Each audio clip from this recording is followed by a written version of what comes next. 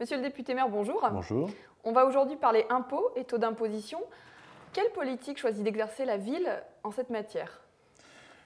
L'imposition pour les communes est déterminée par deux éléments.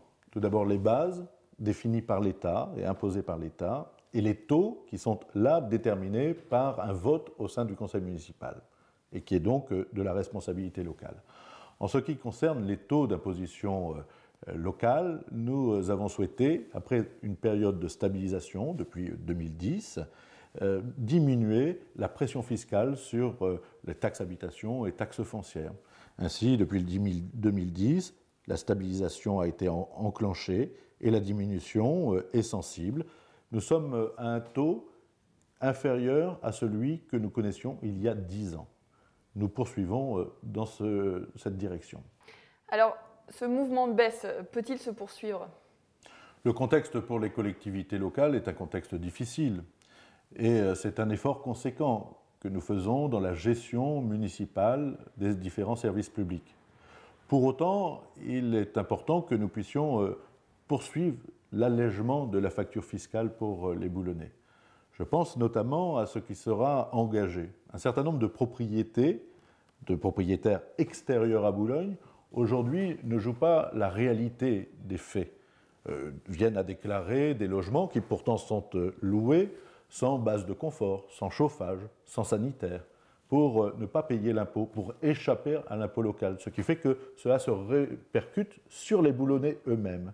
Ces quelques dizaines de cas ont été identifiés et c'est par cette meilleure vérité des chiffres que nous arriverons à un meilleur résultat et que nous pourrons faire en sorte que ce soit un effet bénéfique pour le plus grand nombre. Quid du désendettement de la ville? Le budget d'une commune, c'est comme le budget d'un ménage. Il faut avoir recours à l'emprunt pour pouvoir financer des travaux, de l'amélioration, du fonctionnement. Nous avons souhaité diminuer l'endettement de la ville et nous l'avons fait de façon substantielle. En 2006, il fallait 13 années de budget pour revenir sur l'emprunt.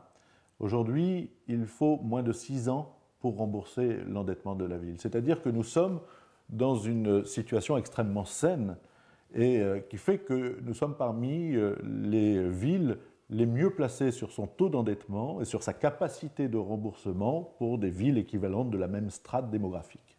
Alors, dans ce contexte, la ville parvient-elle encore à investir? L'investissement est indispensable.